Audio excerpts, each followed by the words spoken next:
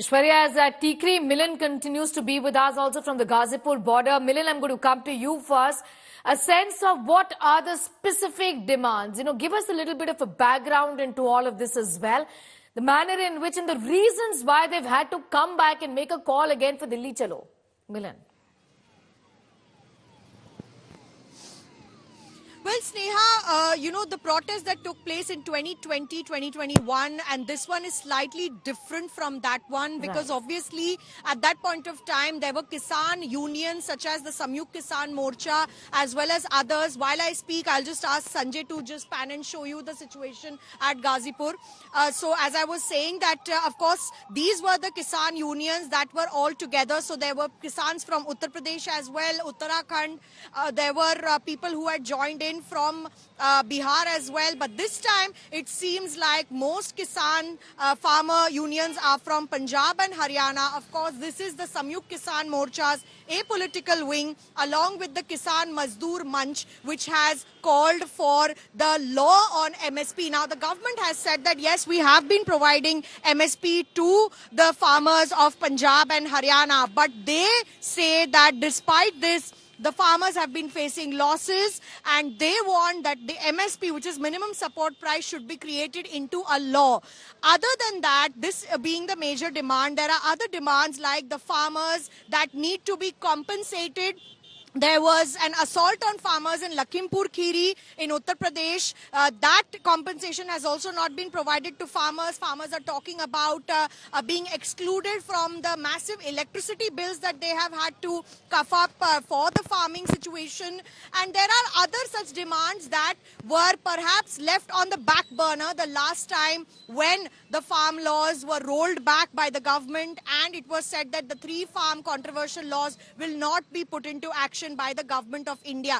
In 2021, the protests there culminated in a way that we were also facing COVID-19, Sneha, as you know, and there was a massive amount of people who were infected with the coronavirus as well. And looking at that situation, the Singhu border, Tikri as well as Ghazipur borders were cleared out. But now there are Kisan unions that have understood that the government doesn't want them to protest in a way. So from Uttar Pradesh, we haven't heard much of a movement. But from Punjab and Haryana, of course, with political parties as well as lending their voice to this support. The Aam Aadmi Party has supported the Kisan Andolan in Punjab as well as the Congress Party is supporting the Kisan Andolan in Punjab, and that has led to mobilization from that area where Haryana as well as Punjab will witness a clash perhaps. But at the Ghazipur border, of course, inconvenience for commuters and traffic management has become a nightmare because the police right here has put in place every single hurdle so that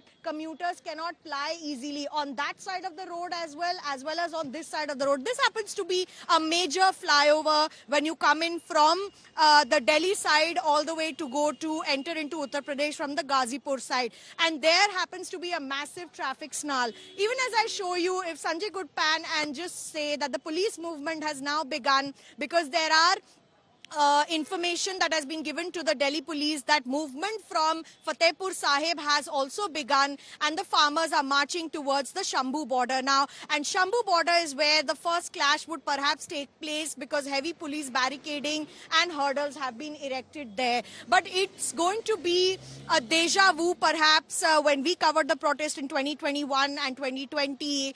It seems like the farmers are willing to plan a sit-in wherever they are stopped first. So it could be Shambhu, it could be Singhu border as well. But clear instructions have been given to the police. They have guns, they have weapons, they have rapid action force gears, they have all sorts of equipment here to make sure that there is, if in case there is a clash, then the farmers receive a pushback from the Delhi police at the borders as well. And therefore, this entire Andolan once again could culminate into a flashpoint ahead because the police, as I was saying, has been given clear instructions not to let in a single tractor, a single farmer from the protest into the borders here. And even as I show you the visuals, it's the commuters, of course, the common man that's facing the biggest problems here, because there is a traffic jam of almost 5 kilometers from where I am standing at vantage point, even at the foggy end of this road, if Sanjay could show you. And I'm also showing you stun guns, which the police has overstocked at this moment at the Ghazipur border. These are stun guns along with the tear gas shells that have also been overstocked. I'm standing right next to a tear gas shell van at the moment, and all these preparations in order to make sure that even smaller youth and farmer unions and smaller companies of these farmers don't enter from any border point, especially because the movement has begun and the farmers are saying that we will come to Delhi with the Delhi Chalo march that has been given. And of course the government there in a huddle, they have said that we are considering or waiting to consider the MSP law, but they want to know how economically viable the MSP law would be at this point. And of course, when they said that the committee should be formed, the farmers said the last time that committees were formed, several rounds of talks happened, but again, they remained very inconclusive in nature. So the rollback of the 3 farm laws was a success for the farmers, but this time they are absolutely certain that 2 big demands, being the MSP law as well as the implementation of the MS Swaminathan Commission report, or the C2+100 is the cost of the MSP that should be provided to the farmers, has still not been implemented, and that should be made part of the law, Sneha. Absolutely. Milind, putting that story into perspective and telling us what specifically are the demands, and MSP as always continues to be a sticking point, isn't it, Aishwarya? Minimum support price, a law for this. How is it going to be implemented? How will it work? What is the government thinking on this? Tell us, give us an overview of the talks that have been held over MSP, given that it's been a sticking point not now, but for many, many years, isn't it, Aishwarya?